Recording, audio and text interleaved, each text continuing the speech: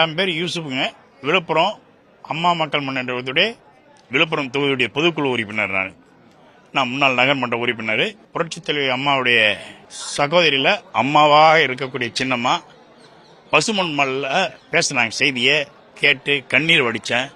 அவங்க பேசின 100% உண்மைகளை மூடி மறைச்ச இந்த துரோகிகளுக்கு சரியான பாடம் கற்பிக்கணும்னு சொல்றதுக்காக அம்மா கூட வந்து இணைஞ்சிருக்கிறோம். இன்னும் 100 பேருக்கு மேல வருவோம். நாளைக்கு அடுத்த நாள் இப்படி தொடர்ந்து வந்துட்டே இருப்பாங்க.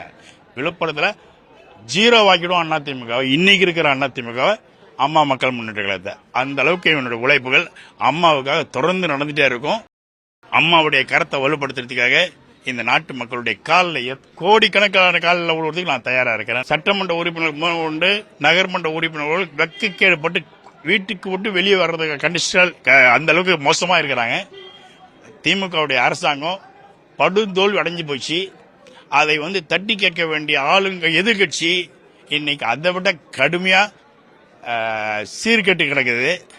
அதனால சின்னம்மா வந்தாதான் இதெல்லாம் வந்து மக்கள் மன்றத்துக்கு போய் சேரும். மக்கள் மன்றத்தில் நிச்சயமாக இந்த தேர்தலில் அம்மாவுடைய களத்தை வலுப்படுத்துற மாதிரி அம்மா எந்த கூட்டணியை காட்டுறாங்களோ அந்த கூட்டணியை வெற்றி பெற்று ஆட்சி அமைச்சு அம்மாவுடைய ஆட்சியை சின்னம்மா நிச்சயமா அமைச்சு காட்டுவோம்.